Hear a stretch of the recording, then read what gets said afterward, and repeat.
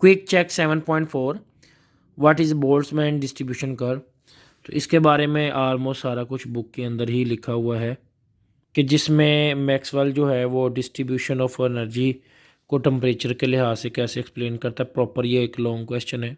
उसके बाद वो कह रहा है कि अगर 10 डिग्री राइज करें टेम्परेचर अप्रोक्सीमेटली डबल हो जाता है तो वो कैसे हो जाता है। तो वो कहता है देखें कि टेम्परेचर ऑफ रिएक्शन जो है ना उसमें काइनेटिक एनर्जी पे डिपेंड करता है।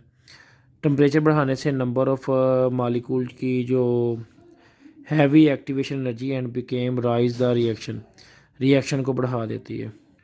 क्विक चेक 7.5 है जिसमें कहता है can catalyst must consume in a chemical reaction why and why not. Catalyst increase the rate of reaction, new बात देते हैं, लो एक्टिवेशन एनर्जी करते हैं, it not change the mass and composition at the end of reaction so it can not be consumed definitely. अगला question है कि reaction लिखा हुआ है, ये इसके बारे में कहता है कि reaction below the example is a homogeneous या हेट्रोजीनियस।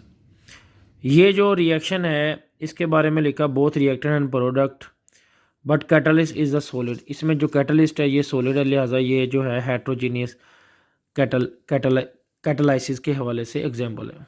उसके बाद है ये डायाग्राम है, ये बुक से ही है, बुक से ही रेलिवेंट है। जो टेक्स्ट बुक में मौजूद है कि अगर रिएक्शन ऊपर से होकर यहाँ तक प्रोडक्ट पहुँचेगा तो ये है विदाउट कैटलिस्ट, और अगर न्यू पास से स्मॉल से जल्दी पहुँच जाएगा तो ये है कैटलिस्ट के साथ।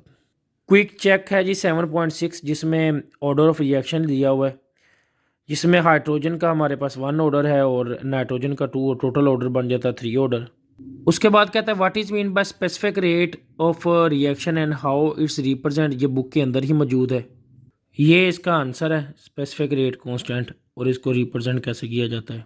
क्विक चेक 7.7 है जिसमें NO2 जो है उसका ऑर्डर 2 है, लेकिन अमोनिया जो है एक नेचुरल रिएक्शन है, लाइक इट्स 0 ऑर्डर, तो 2 ऑर्डर आ गया जी। उसके अब ब्रोमीन और हाइड्रोजन आयन की कंपोजिशन के हवाले से है कि फ़र्स्ट का ऑर्डर ब्रोमीन भी फर्स्ट और उसके बाद हाइड्रोजन 2, टोटल 4। इस तरीके से हमारे पास नेक्स्ट कहता है do you think the chemist want to know the order of reaction and rate of constant for reaction. कहता है basically order of reaction help करता है टू फाइंड द मैकेनिज़्म, और इसके अलावा ये रेट कांस्टेंट को भी डिस्क्राइब करता है, स्पीड से भी पता चलता है, और इसके अलावा chemical reaction always determined by both of the parameter.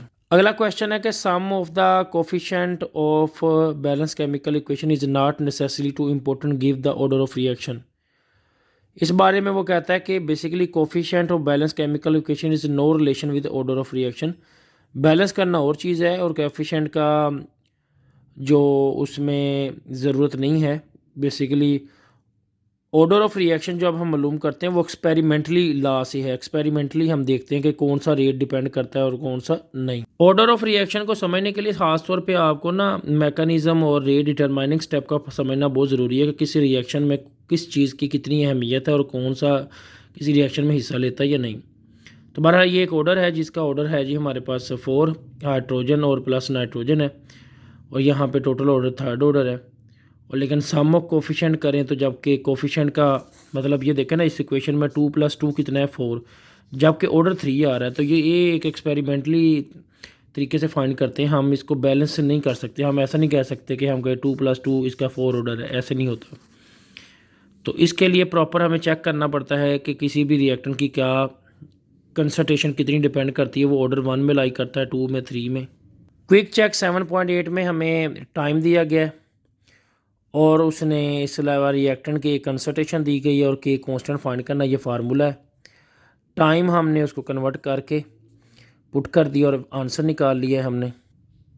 इस तरीके से हम ना इसकी हाफ लाइफ का कांस्टेंट फाइंड कर सकते हैं।